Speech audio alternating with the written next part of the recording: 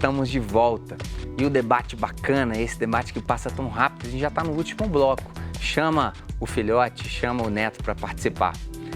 Hoje falamos sobre aquecimento global. Professor Guilherme, professor Apolo, olha que bacana. Boa noite, eu sou o Juan, do bairro Nazaré, aqui de Belo Horizonte. Aquecimento global é mais uma farsa da esquerda. Mídias e elites globais. Do mesmo jeito que decidiram que seres vivos, principalmente os seres humanos, não têm mais sexo, agora é tudo gênero. Aí ele coloca uma risada. Não acredita em nada, já que a Terra comprovadamente aumentou em 3 milhões de quilômetros quadrados de cobertura vegetal. Muito diferente do que pregam. Concordo em gênero, número e grau com o professor de Governador Valadares, o professor Fulvio, que esteve conosco no segundo bloco. Sou um observador nato do clima e observo que Belo Horizonte hoje, por exemplo, é muito mais frio do que nos anos 80. Na minha adolescência, aqui no bairro onde eu moro, a quantidade de espécies, principalmente de aves, apesar do grande aumento populacional, é muito maior do que nos anos 80. Juan, obrigado pelo envio da sua mensagem, é sempre bom te ter por aqui. Professor Guilherme.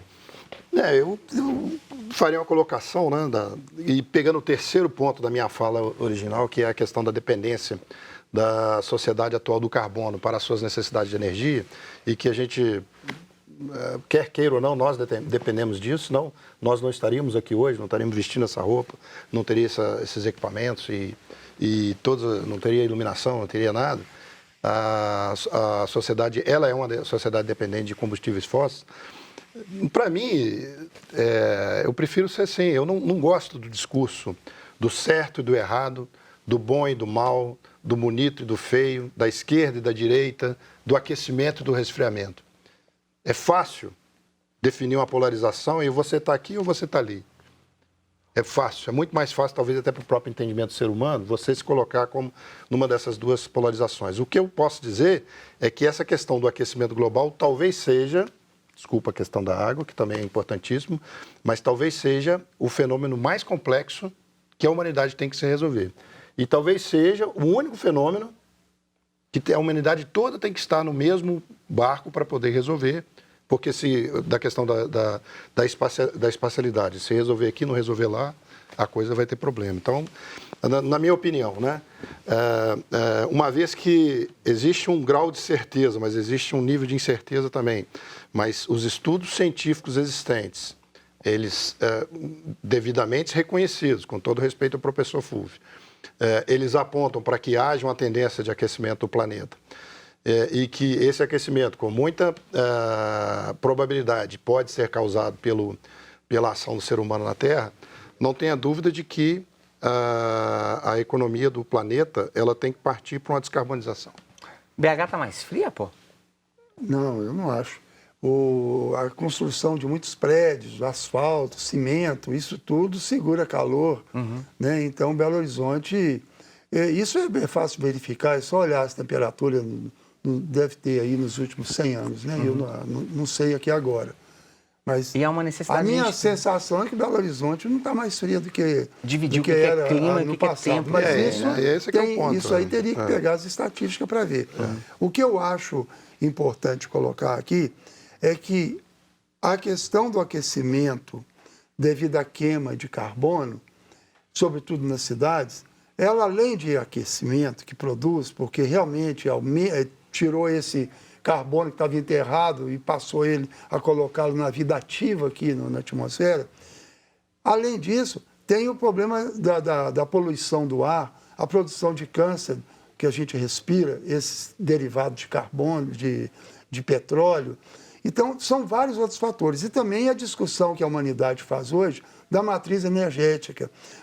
Tem país aí que acabou com as florestas queimando madeira para poder cozinhar. Né? Então, a humanidade hoje, ela tenta recuperar e evitar o desmatamento. Então, eu acho que a humanidade não pode perder de vista que ela está habitando na Terra, no continente, e que é aí que ela desenvolve a agricultura, a indústria, e você tem as cidades e tudo, e que você tem que trabalhar em torno das bacias hidrográficas da água. Né? Valéria, do bairro Caiçara, daqui a pouquinho eu vou ler sua pergunta, é só porque o Apolo colocou um tema que eu queria muito ouvir a opinião de vocês. A ideia do desmatamento tem um impacto na questão de temperatura, tem um impacto na questão da preservação ambiental. O que vocês têm observado? Gosto muito de perguntar para quem a gente respeita. Sou Apolo, professor Guilherme, o que vocês têm observado do ministro Ricardo Salles, da polêmica do INPE, do Instituto Nacional de Pesquisas Espaciais? O que vocês têm pensado sobre isso e, principalmente, a questão do meio ambiente no governo Bolsonaro? Olha, eu prefiro responder essa pergunta da seguinte forma, sem querer ser evasivo, entendeu? Na minha opinião, né? Eu, como, vamos dizer assim, um representante da indústria, né? Eu trabalho na ArcelorMittal, que é uma empresa siderúrgica, produtora de aço, entendeu? É a maior produtora de aço do Brasil e do mundo. Independente de posição de governo, entendeu? O setor industrial, ele já está movido a determinadas ações baseadas principalmente naquelas demandas dos seus clientes e dos seus investidores. Os grandes clientes e os grandes investidores demandam necessidades de ações para o clima e para outras coisas nas questões ambientais.